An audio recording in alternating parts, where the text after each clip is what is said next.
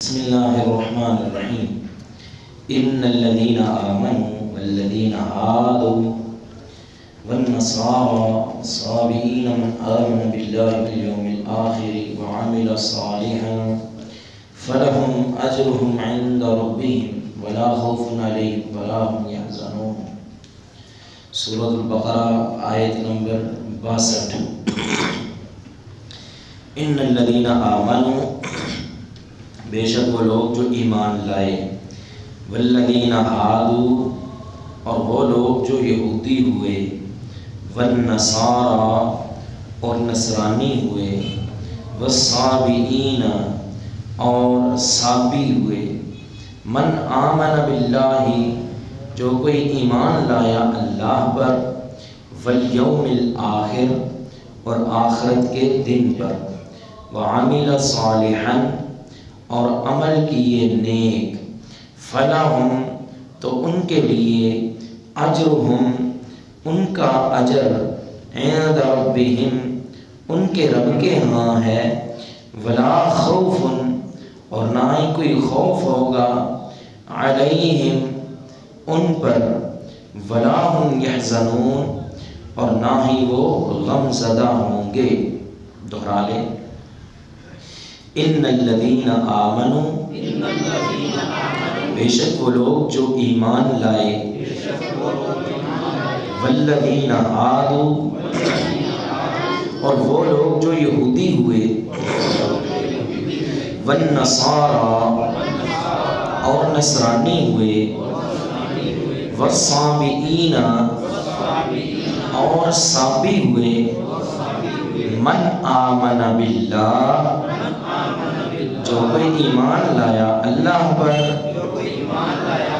Volume الآخر، اور آخرت کے دن پر، وعمل صالحا، اور نیک اعمال کیے، فلہم، تو ان کے لیے، اجرہم، ان کا اجر، عند ربہم، ان کے رب کے ہاں ہے، ولا خوف علیہم، نہ ان پہ کوئی خوف ہوگا، ولا ہم یحزنون، اور نہ ہی وہ غمزدہ ہوں گے.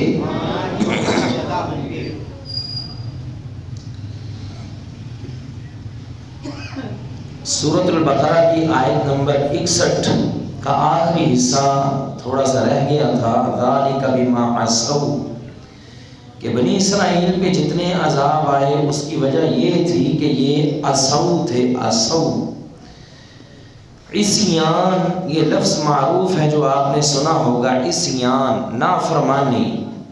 اس کے مقابلے میں آتی ہے اطاعت، فرما برداری. جو لوگ اللہ اور اس کے رسول کی اطاعت اور فرما برداری کرتے ہیں، دنیا میں بھی ان کے لیے عزت احترام، اور جو اطاعت نہیں کرتے بلکہ عصوا یا عصیان سے وہ کام لیتے ہیں، ان کے لیے وہی کچھ ہوگا جو بنی اسرائیل کے لیے تھا. بنی اسرائیل کے لیے کیا تھا؟ ضربت علیہم الذلۃ والمسکنۃ، ذلت اور مسکنت، وباءوا بغضب من اللہ، اور وہ کیا لے کر لوٹے تھے؟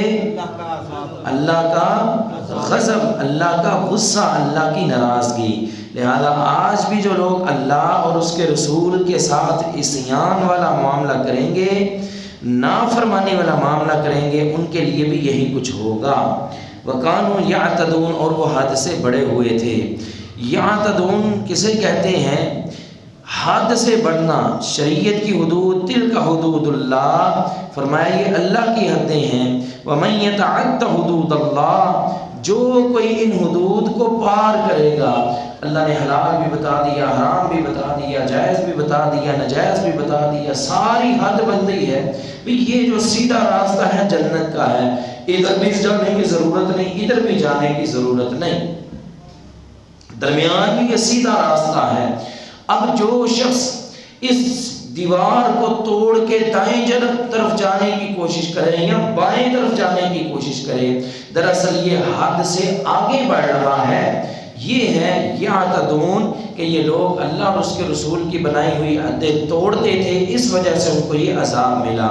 تو یہاں آج بھی جو کوئی شخص اس سے کام لے گا، اللہ کی حدود کو توڑے گا یا حد بندی سے آگے نکلنے کی کوشش کرے گا، اس کے لیے بھی یہی کچھ ہے۔ ان الذین آمنوا، یہ پچھلی آیت ذہن میں رکھنی ہے، اگلی آیت کا پھر بہت مزہ آئے گا ترجمے کا۔ بے شک وہ لوگ جو ایمان لائے، والذین ہادو، اور وہ لوگ جو یہودی ہوئے، یہ حضرت موسیٰ علیہ السلام کو ماننے والے، والنصارى، یہ حضرت عیسیٰ علیہ السلام کو ماننے والے نصارہ، نصرن یہ مدد۔ حضرت عیسیٰ علیہ السلام نے پوچھا تھا نا، من انصاری الی اللہ، کون ہے جو اللہ کے لیے میری مدد کرے گا؟ تو یہ وہی انصار، یہ وہی نصارہ ہیں حضرت عیسیٰ علیہ السلام کی مدد کرنے والے۔ والصابئین، اور صابی، صابی کون ہے؟ صابی کہتے ہیں جو ایک جگہ سے نکل کے دوسری جگہ چلا جائے، جو ایک دین سے نکل کے دوسرے دین میں داخل ہو جائے، اسے کیا کہتے ہیں؟ صابی۔ بعضوں نے یہ بھی کہا کہ صابی باقاعدہ ایک قوم ہے جو حضرت نوح علیہ السلام کی طرف اپنی نسبت کرتی ہے، یا حضرت شیث علیہ السلام کی طرف اپنی نسبت کرتی ہے۔ بعد میں ان میں شرک آ گیا تھا، پھر انہوں نے فرشتوں کو اللہ کی بیٹیاں بنانا شروع کیا اور ان کی عبادت شروع کر دی، پھر بڑھتے بڑھتے انہوں نے ستاروں کی بھی عبادت شروع کر دی۔ آپ کو معلوم ہوگا کہ حضرت ابراہیم علیہ السلام جس قوم کی طرف مبعوث ہوئے، وہ بھی قوم یہی کرتی تھی، ستاروں کو رب، بتوں کو رب۔ دراصل یہ وہی تھے جو ان کے ساتھ ان کی کڑیاں ملتی تھی، یہ صابی بے دین، بعد میں ان کو کہنا شروع کر دیا گیا۔ حقیقت میں یہ نسبت کرتے تھے آسمانی دین کی طرف، یا الہامی دین کی طرف، یا کسی پیغمبر کی دین کی طرف۔ بعد میں کچھ تبدیلی کی گئی اور کہا گیا کہ جس کا کوئی دین نہیں وہ صابی۔ بلکہ اللہ اکبر، مجھے حدیث یاد آئی کہ سمامہ بن آسال، جس کا واقعہ آپ نے سنا ہوگا، میں نے صرف اشارہ کرنا ہے، جس کو مسجد نبوی کے ستون کے ساتھ باندھ دیا گیا تھا۔ جب وہ وہاں سے کلمہ پڑھا، مسلمان ہوئے نا، اب نبی علیہ السلام کے پاس آئے، اللہ کے نبی میں تو عمرے کے لیے نکلا تھا، آپ کے ساتھیوں نے مجھے گرفتار کر لیا، پکڑ لیا، میں عمرے کے لیے اپنے دین کے مطابق جا رہا تھا، اب مجھے نہیں پتا کہ آپ کے دین میں بھی عمرہ ہے کہ نہیں ہے۔ آپ علیہ السلام نے فرمایا کیوں نہیں سمامہ، ہے یہ عمرہ جو ہے شعائر اللہ میں سے ہے، اللہ کے شعائر میں سے ہے۔ نبی علیہ السلام نے اسے طریقہ بھی بتلایا۔ اب وہ وہاں سے نکلا، مکہ کی طرف روانہ ہو گئے۔ جب مکہ میں پہنچے، لوگوں کو پتہ چل چکا تھا کہ سمامہ جو ہے وہ اپنے پہلے دین کو چھوڑ کے اسلام میں داخل ہو چکا ہے۔ اب لوگوں نے کیا کہا؟ سبوت یا سمامہ، سبوت یا سمامہ، او سمامہ تو صابی ہو گیا ہے، مانا کہ پہلے دین کو چھوڑ کے دوسرے دین میں چلا گیا ہے۔ تو یہ ہے جی صابی۔ من آمن باللہ، جو کوئی ایمان لایا اللہ پر، والیوم الآخر، اور آخرت کے دن پر، وعمل صالحا، اور نیک اعمال کیے، فلہم اجرہم، تو ان کے لیے ان کا اجر عند ربہم، ان کے رب کے ہاں ہے، ولا خوف علیہم، نہ آنے والے حالات کا ان کو کوئی ڈر ہوگا، ولا ہم یحزنون، اور نہ گزرے ہوئے اوقات میں سے کسی چیز کے چھوٹ جانے کا انہیں کوئی غم ہوگا۔ اجر، ایمان لایا اس کے لیے اجر ہے، نہ خوف ہے، یہ کیا معاملہ ہے؟ جبکہ پچھلی آیت میں ہم نے کیا پڑھا تھا؟ بنی اسرائیل مغضوب ہے، بنی اسرائیل ذلت ان پہ، بنی اسرائیل ان پہ مسکنت۔ آیت نمبر 61 میں ہم نے کیا پڑھا تھا؟ بنی اسرائیل پہ کیا ہے؟ اور کیا ہے؟ اور کیا ہے؟ اللہ کا غضب۔ اب یہ جو ہم نے آیت پڑھی ہے، اس میں ہے اجر، خوف نہیں ہوگا، غمگین نہیں ہوں گے۔ اس سے اگلی آیت پہ جائیں، وَإِذَا أَخَذْنَا مِيثَاقَكُمْ وَرَفَعْنَا فَوْقَكُمُ الطُّورَ وہ وقت کو یاد کرو جب ہم نے تم سے وعدہ لیا اور طور پہاڑ کو زمین سے اکھیڑا اور تمہارے اوپر بلند کر دیا. ایمان لاتے ہو کہ نہیں؟ اگلی آیت میں بھی عذاب کا ذکر ہے, اگلی آیت میں بھی سزا کا ذکر ہے, پچھلی آیت میں بھی سزا کا ذکر ہے. توجہ رکھنی ہے. پچھلی آیت میں بھی بولو, اگلی آیت میں بھی. اس آیت میں ایسا کوئی چکر ہی نہیں ہے. اس آیت کو لانے کا مقصد سبحان اللہ, صدقے اور قربان جائیں. واہ اللہ تیری قدرت, واہ اللہ تیری رحمت. اللہ کریم نے بنی اسرائیل پہ جب عذاب کا ذکر کیا تو یہ نہیں کہا کہ قیامت تک یہ جتنے افراد ہیں سب پہ غصہ اور سب پہ یہ لعنتیں اور سب پہ ذلت اور مسکینی برستی رہے گی. اگلی آیت میں بھی عذاب کا ذکر کیا, پچھلی میں بھی, درمیان میں اجر کا ذکر کر کے اللہ کریم نے ان کو پھر اپنی رحمت کی یاد دلا دی. نہیں سمجھ آئی؟ اللہ اکبر. عذاب کا ذکر ہے, ساتھ ہی کہا میں بخشتا بھی ہوتا ہوں, میں معاف بھی کرتا ہوں. اے یہودیو, اے عیسائیو, اے بنی اسرائیل, اگر تم بندے کے پتر بن گئے فَلَهُمْ أَجْرُهُمْ عِنْدَ رَبِّهِمْ, تمہارے لیے بھی تمہارے رب کے ہاں اجر ہے. تم غضب سے نکل آؤ گے, تم عذاب سے نکل آؤ گے, ذلت اور مسکینی سے نکلنے کا یہ راستہ ہے کہ تمہیں ایمان لانا پڑے گا اور نیک اعمال کرنے پڑیں گے. فَلَهُمْ أَجْرُهُمْ, آج بھی تمہارے لیے اللہ کے ہاں بخشش کا دروازہ بند نہیں ہوا, دروازہ کھلا ہے. کیوں جی, بات کی سمجھ آئی کہ نہیں آئی؟ پہلے بھی عذاب کا ذکر, بعد میں بھی عذاب کا ذکر, یہ درمیان میں یہ اجر کہاں سے آ گیا؟ یہ دراصل اشارہ ہے اللہ کریم کی رحمت کی طرف. صدقے اور قربان ہے. ان رحمتی تغلب غضبی, میری جو رحمت ہے وہ تو میرے غصے پہ غالب آ گئی ہے. ورحمتی وسعت کل شیء, میری جو رحمت ہے وہ ہر چیز میں وسیع ہے. قل یا عبادی الذین اسرفوا علی انفسہم لا تقنطوا من رحمت اللہ, کہہ دیجئے میرے بندوں سے کوئی غلطی ہو جائے, کوئی کوتاہی ہو جائے تو اللہ کی رحمت سے مایوس نہیں ہونا. لا تیأسوا من روح اللہ, حضرت یعقوب علیہ السلام نے کہا تھا بچوں اللہ کی رحمت سے مایوس نہ ہونا. انہ لا ییأس من روح اللہ الا القوم الکافرون, اللہ کی رحمت سے مایوس تو وہ ہوں جو کافر ہیں, جن کو پتا ہے ہمارا اتنا بڑا اللہ ہے اور جس کے پاس اللہ ہے اسے کسی چیز کی ضرورت ہی کیا, وہ مایوس کیوں ہو؟ جس کے پاس رب ہے اس کے پاس سب ہے, وہ مایوس کیوں ہو؟ مایوس تو وہ ہو جس کے پاس رب نہیں ہے, اس کے پاس کچھ بھی نہیں ہے. تو دراصل یہ بنی اسرائیل کو ایک بڑے بلیغ انداز کے ساتھ اور بڑے خوبصورت انداز کے ساتھ توبہ اور معافی کی طرف دعوت دی گئی ہے. فرمایا ان الذین آمنوا, بے شک وہ لوگ جو ایمان لائے, والذین ہادوا, اور وہ لوگ جو یہودی ہوئے. یہودی وہ لوگ, پتہ چلا یہ جو اسرائیلی ہے نا یہ کسی اور ملک کا بندہ قبول نہیں کرتے. کہتے ہیں یہودی وہی ہے جو نسل در نسل چلتے آ رہے ہیں, نسل در نسل.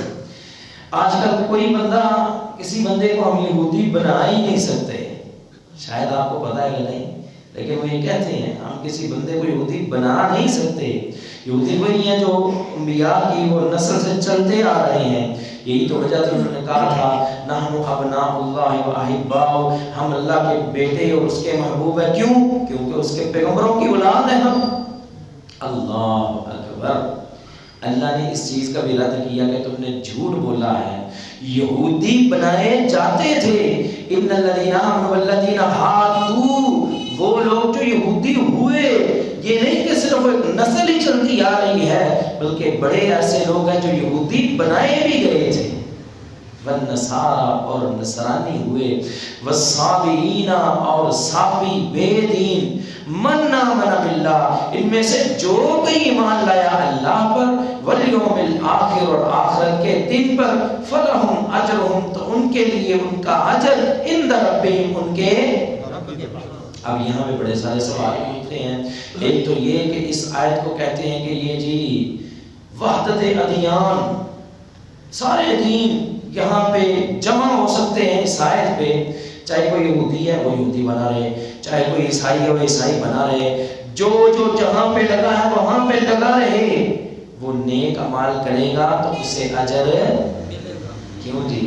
آج کوئی یہودی ہے ہمارے پیغمبر کو نہیں مانتا، یا کوئی عیسائی ہے ہمارے پیغمبر کو نہیں مانتا، وہ کیا اس کو نیک اعمال پہ اجر اور ثواب ملے گا؟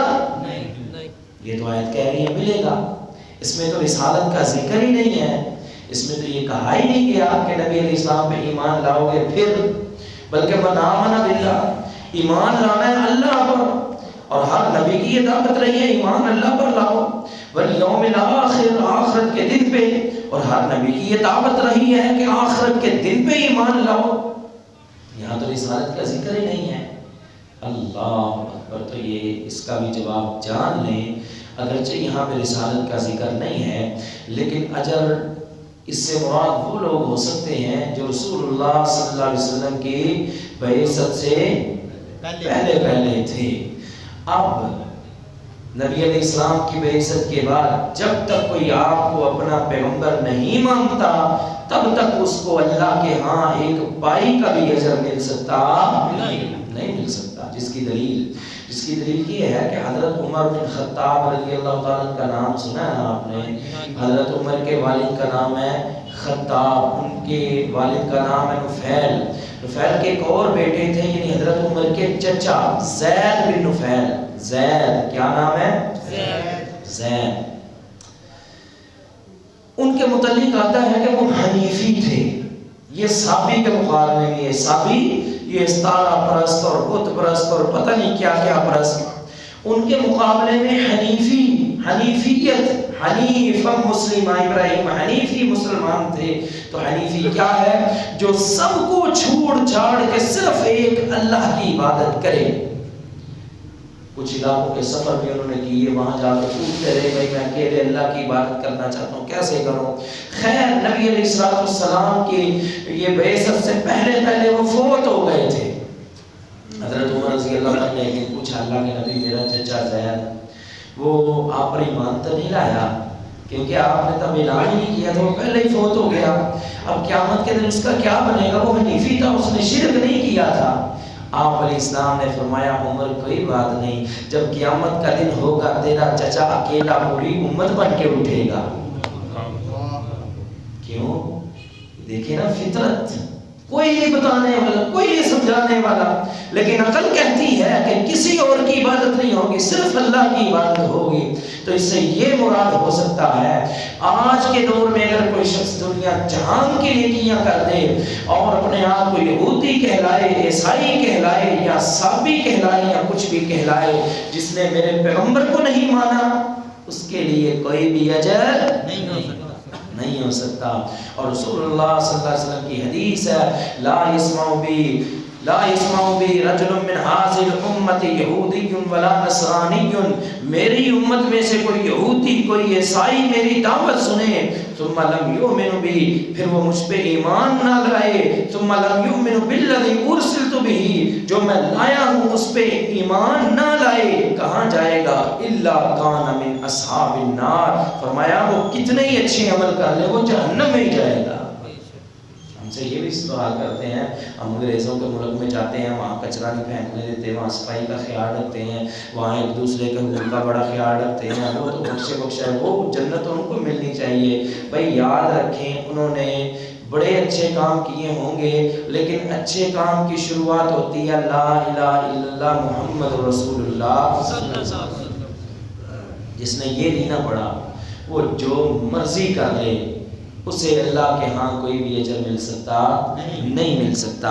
فرمایا ان الذین آمنوا، بے شک وہ لوگ جو ایمان لائے، والذین ہادوا اور یہودی ہوئے، والنصارى اور عیسائی، والصابئین اور صابی، من آمن باللہ جو کوئی ایمان لایا اللہ پر، والیوم الآخر اور آخرت کے دن پر وعمل صالحا اور نیک عمل کرتا رہا.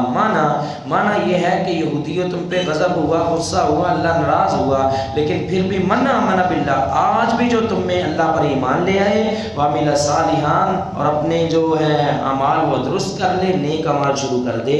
نیک عمل کیا ہے؟ یہودیوں عیسائیوں کی کتابوں میں یہ بات موجود ہے کہ آخری پیغمبر محمد رسول اللہ صلی اللہ علیہ وسلم تشریف لائیں گے، تم نے ان پہ ایمان لانا ہے. حضرت عمر رضی اللہ تعالیٰ عنہ کے متعلق آتا ہے ایک دن انہوں نے تورات کا وہ ایک ٹکڑا یا تھوڑے سے صفحات پکڑے ہوئے تھے اور پڑھ رہے تھے یا دیکھ رہے تھے. نبی علیہ السلام کا دھیان پڑ گیا تو چہرہ سرخ ہو گیا. فرمایا عمر کیا کر رہا ہے؟ کہا اللہ کے نبی یہ تورات کے چند صفحات میں پڑھ رہا ہوں. آپ علیہ السلام نے فرمایا عمر تو یہ تورات کی بات کرتا ہے؟ لو کان موسیٰ حیا، تو تورات کی بات کرتا ہے، میں صاحب تورات موسیٰ کی بات کرتا ہوں. لو کان موسیٰ حیا، اگر آج موسیٰ بھی زندہ ہو کے آ جائیں ان کو بھی میری اطاعت کرنی پڑے گی. میری اطاعت کریں گے تو ہی نجات ملے گی. موسیٰ بھی آ جائیں، یہودی عیسائی تو بات کی بات ہے، موسیٰ بھی آ جائیں، جب تک وہ یہ نہ کہیں محمد رسول اللہ تب تک ان کی بھی نجات ممکن نہیں ہے. اگر میرے پیغمبر علیہ السلام کے بعد آ جائیں، عیسیٰ علیہ السلام آئیں گے اپنا کلمہ لے کر کیا اور محمد رسول اللہ صلی اللہ علیہ وسلم وہ نبی علیہ السلام کے امتی بن کے آئیں گے. تو لہذا نبی علیہ السلام کی بعثت کے بعد ابھی یہ ختم ہے، جب تک وہ نبی علیہ السلام پہ ایمان نہیں لاتا اس کے لیے کوئی اجر نہیں ہے. فرمایا وعمل صالحا اور نیک اعمال کیے، فلہم اجرہم عند ربہم، تو ان کے لیے ان کا اجر ان کے رب کے ہاں ہے. ولا خوف علیہم، اور نہ ان کو کوئی اپنی جان کا خوف ہوگا کہ قیامت کے دن یا قبر میں کوئی سختی کی جائے گی یا پریشان کیا جائے گا، کوئی خوف نہیں ہوگا. ولا هم يحزنون، اور جو دنیا میں کچھ چھوٹ گیا اس کا ان کو کوئی غم نہیں ہوگا. قرات کے کچھ مسائل ہم بیان کر چکے ہیں. قرات سے فارغ ہونے کے بعد اللہ اکبر کہہ کے رکوع میں جانا ہے. رکوع میں جانے کا طریقہ کیا ہے؟ صحیح بخاری آپ پڑھ لیں. حضرت عبداللہ بن عمر رضی اللہ تعالیٰ عنہ کی روایت. عبداللہ بن عمر وہ صحابی ہیں جو بچپن میں ایمان لائے اسلام قبول کیا. عبداللہ بن عمر رضی اللہ تعالیٰ عنہ وہ فرماتے ہیں کہ نبی علیہ السلام جب نماز شروع کرتے ہیں تو رفع الیدین کرتے ہیں.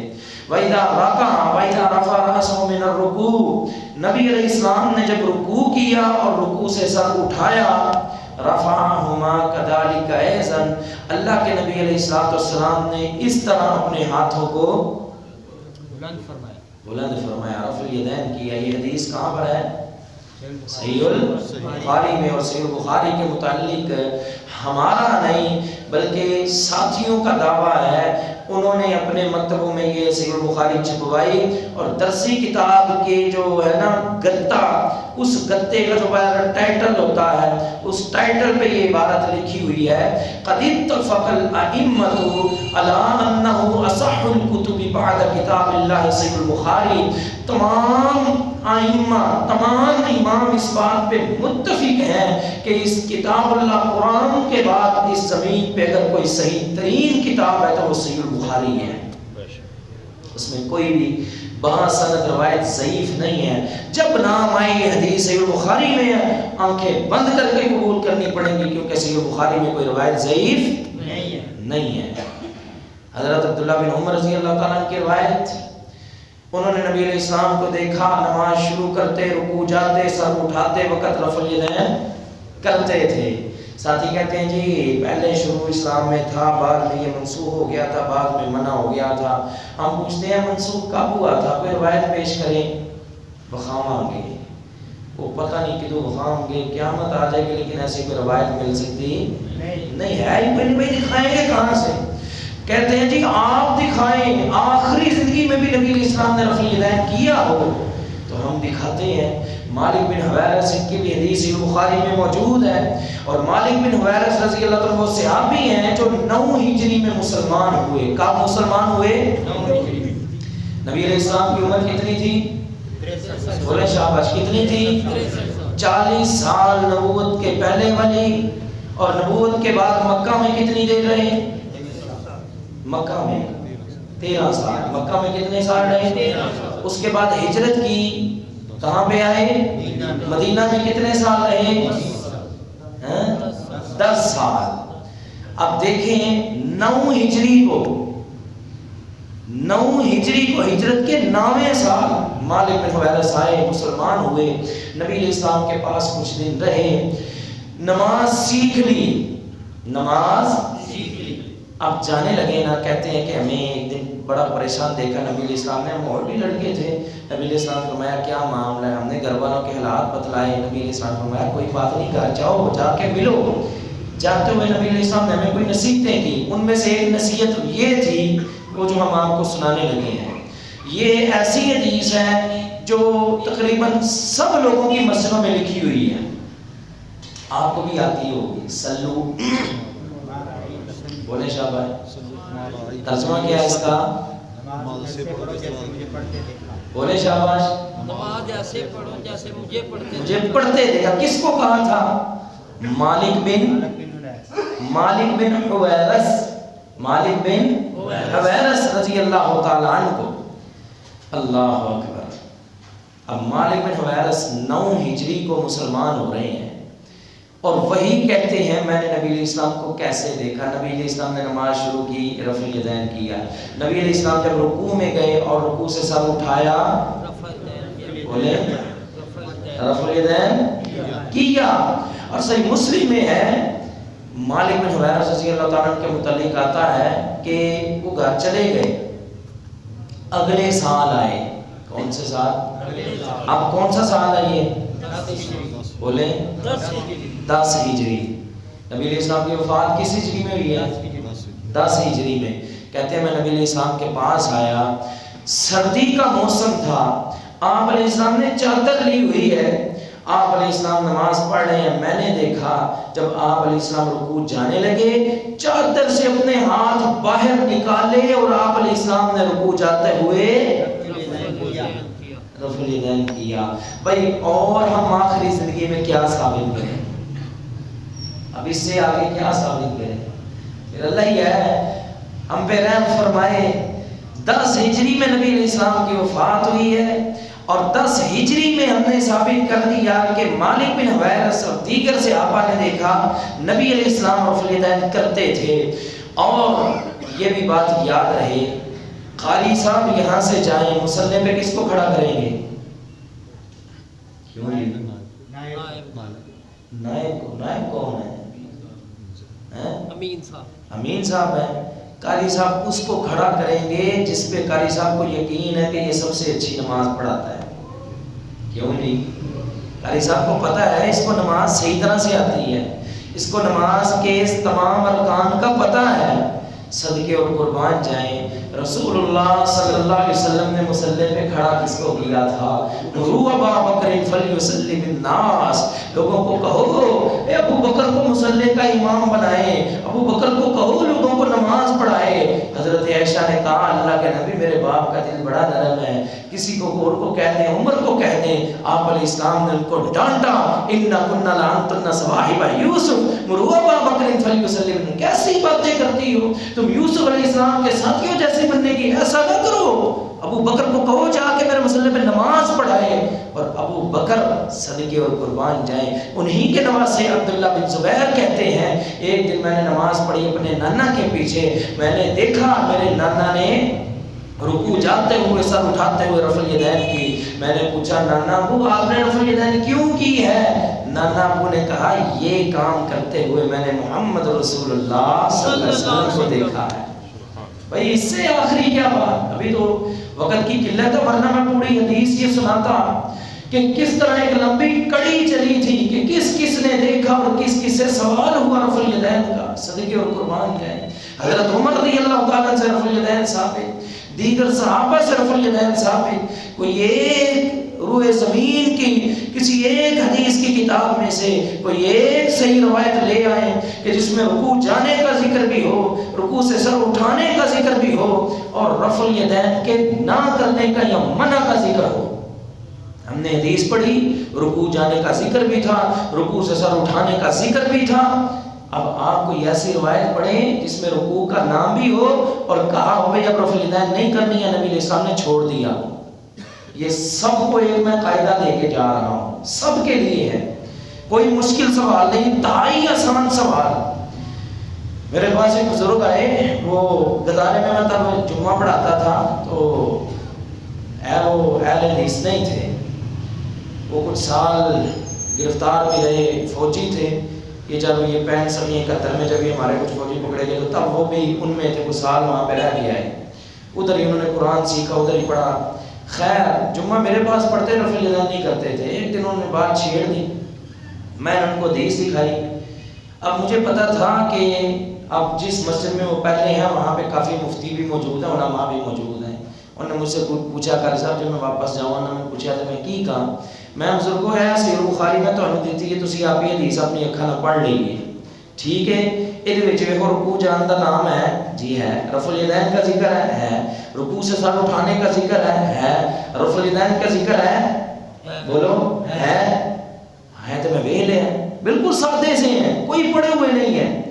میں ہوں اتھے جاؤ گے مولوی صاحب نے پوچھنا، مولوی صاحب ایمانداری نال کوئی وہ حدیث کڈیا جے جہدے وچ رکوع جان دا ذکر بھی ہوئے، رکوع تو سر اٹھان دا ذکر بھی ہوئے، دو چیزاں، تیسرا رفع الیدین نہ کرن دا ذکر موجود ہوئے۔ کہنے لگے ٹھیک ہے، چلے گئے۔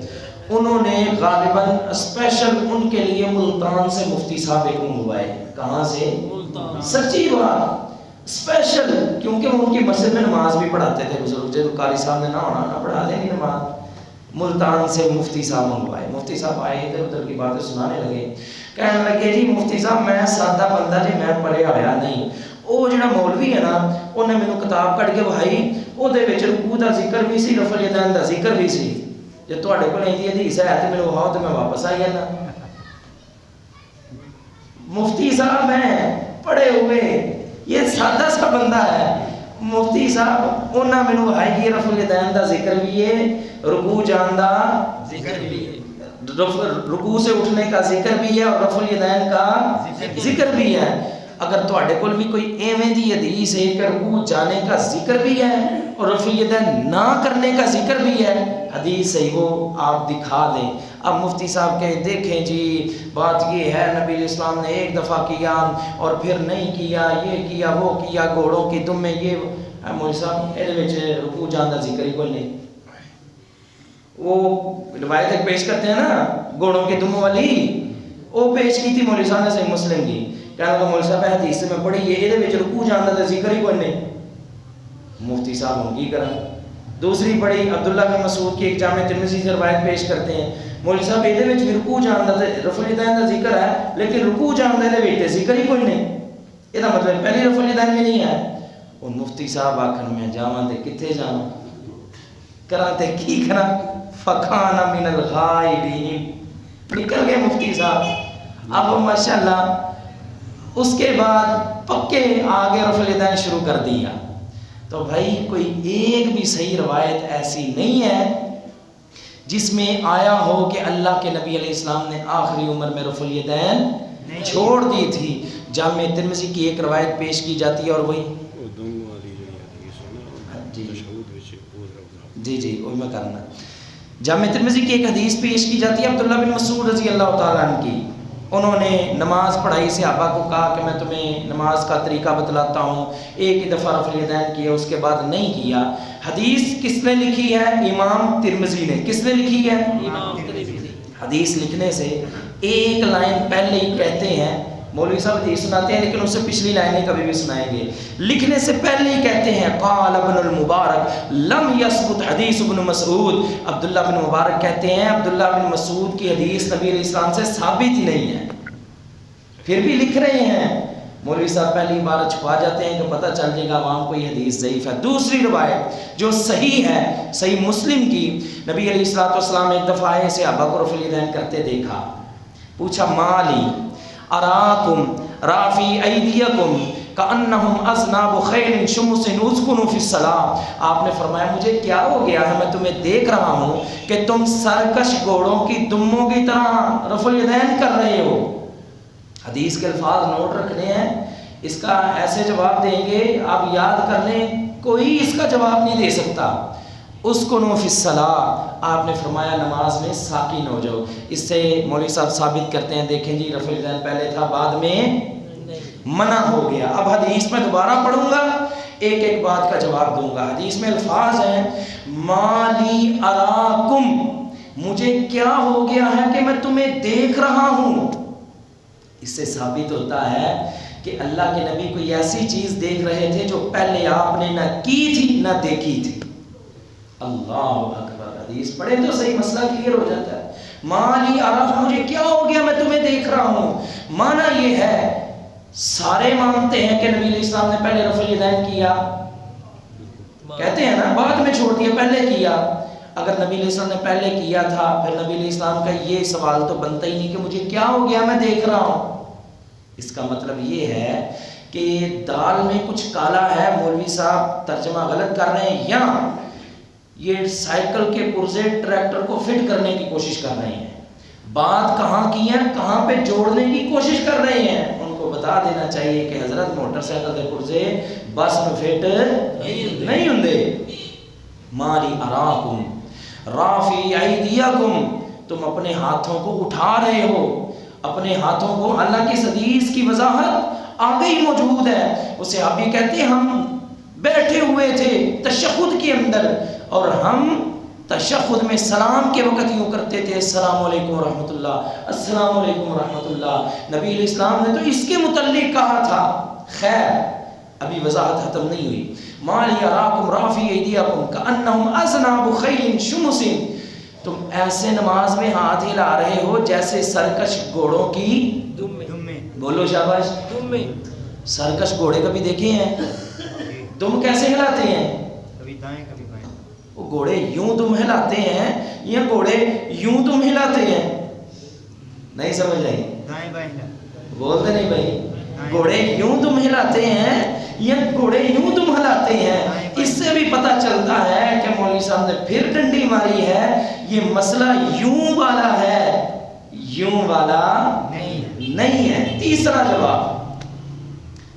جواب, سب مانتے ہیں نبی علیہ السلام نے پہلے رفع الیدین, بولے ذرا شاباش. نبی علیہ السلام نے رفع الیدین, نبی علیہ السلام نے فرمایا کہ میں نے تمہیں دیکھا ہے تم رفع الیدین ایسے کر رہے ہو جیسے سرکش گھوڑوں کی دم میں. اب جواب آنا ہے بڑی توجہ سے سننا. نبی علیہ السلام نے پہلے رفع الیدین کیا.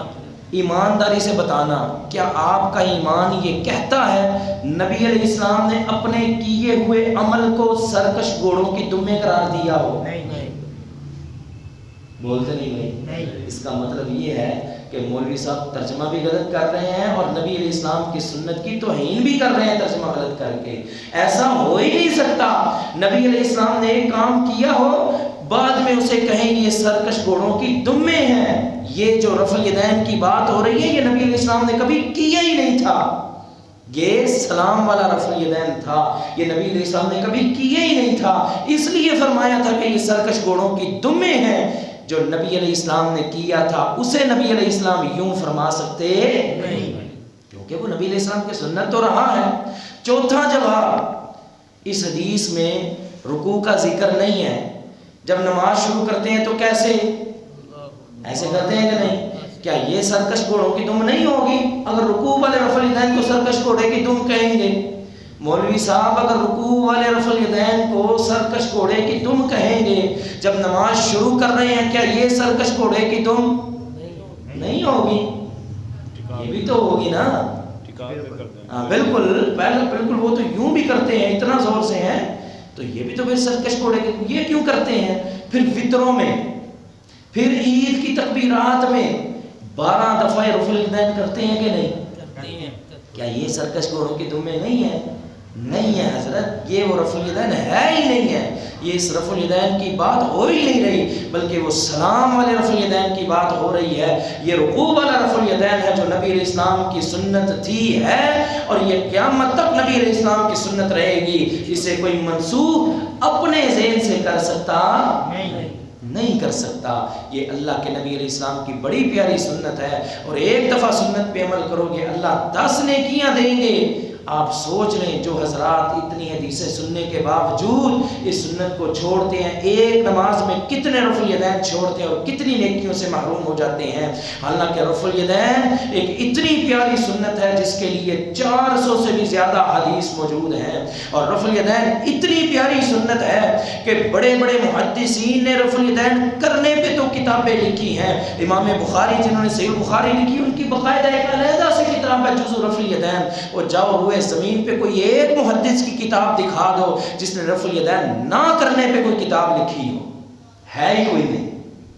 کرنے پہ لکھی ہے، نہ کرنے پہ ہے ہی کوئی نہیں۔ تو لہٰذا یہ بات پکی ہے، یہ بات سچی ہے، رفع الیدین میرے پیغمبر کی سنت ہے۔ اور ہمارے دوست جو ہے نا، یہ بیچارے بھولے بنے ہوئے ہیں، صحیح بات ہے، ان کے سارے مولویوں کو پتہ ہے، سب مولویوں کو پتہ ہے کہ رفع الیدین ہے۔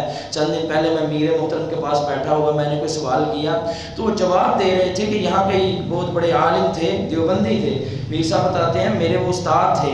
ایک دن ویسے ہی میں نے ان سے کہہ دیا کہ استاد جی تسی رفع الیدین کیوں نہیں کرتے، نبی علیہ السلام کی سنت ہے۔ وہ کہنے لگے چپ کر جا، میں تہجد کرنا ہوں۔ میر صاحب نے بتلایا ان کی وفات کے بعد انہی کے مدرسے میں دوبارہ بلایا گیا، کوئی ان کے حوالے سے کوئی تقریب تھی، کہتے ہیں میں چلا گیا۔ جب میں نے تقریر شروع کی تو پھر میں نے یہی واقعہ سنایا۔ میں نے کہا ہمارے یہ استاد محترم اگرچہ ہمارے مسلک سے نہیں تھے لیکن سنت سے پیار کرتے تھے۔ ایک دن میں نے خود ان سے پوچھا تھا کہ استاد جی تسی رفع الیدین کیوں نہیں کرتے، تو ان کا جواب تھا چپ کر جا، میں راتی تہجد کرنا وا۔ تو لہٰذا یہ سنت سے پیار کرتے تھے۔ وہ جڑے جنہ بلائے کہنے لگا میر صاحب تہاڈی مہربانی تو یہ سارے سارے جلسے کا ستیاناس کر کے رکھ چھڑیا۔ یہ گل تو کہنے کیا سنا دو، اللہ اکبر۔ تو یہ پکی سنت ہے، پکی سنت ہے۔ صرف یہ انہی کے استاد کی بات نہیں، اور بھی بہت سارے ایسے علماء ہیں۔ یہ شیخ عتیق الرحمان یہ جو ہے ٹیکسلا کے کی نا انہوں دا انور شاہ کشمیری صاحب نے جڑے پوتے نے عتیق الرحمان شاہ صاحب، انہوں نے بھی ایک واقعہ سنایا۔ کہتے ہیں میں نے بھی ایک دن اپنے استاد سے یہ سوال کیا تھا، اتنی زیادہ حدیثیں ان کا تو انکار ہو ہی نہیں سکتا، استاد جی رفع الیدین آپ کیوں نہیں کرتے؟ ان کا بھی جواب تھا کہ جب میں تہجد پڑھتا ہوں میں رفع الیدین کے ساتھ پڑھتا ہوں۔ دیکھ لیں، اگر سر کچھ گھوڑوں کی دم میں ہوں تو بھلا یہ چھوڑا جا سکتا ہے۔ اور چند دن پہلے ایک بڑا مشہور کلپ ہوا تھا، ایک شیخ الاسلام ہے، ڈاکٹر پی ایچ ڈی ہیں، انہوں نے بھی کہا تھا کہ رفع الیدین کرنے والے جنت میں جائیں گے کیونکہ 11ویں والی سرکار پیر عبد القادر جیلانی وہ بھی رفع الیدین ہے، انہوں نے نام دی 11ویں مندے ہوتے، انہوں نے نام دی رفع الیدین کیوں نہیں مانتے؟ اللہ پر یہ نبی علیہ السلام کی سنت ہے، اس کا انکار ہو ہی نہیں سکتا، اور بڑی پیاری سنت ہے۔ آپ یہ ہاتھ نہیں اٹھاتے، بڑی ساری نیکیوں سے محروم ہو جاتے ہیں۔ اللہ کے لیے قیامت کے دن ایک ایک نیکی کی ضرورت پڑے گی، ایک ایک نیکی کی، تو لہذا یہ نیکیاں ضائع نہ مت کریں۔ ہم سے لوگ پوچھتے ہیں کہ رفع الیدین کے بغیر نماز ہو جاتی ہے، بھئی ہمیں کیا پتا، ہم تو یہ بتلائیں گے کہ اس سے آپ بہت زیادہ نیکیوں سے محروم ہو جاتے ہیں۔ ان نیکیوں کی قدر کریں۔ اللہ ہم سب کو عمل کی توفیق دے۔ وآخر دعوانا الحمدللہ رب العالمین۔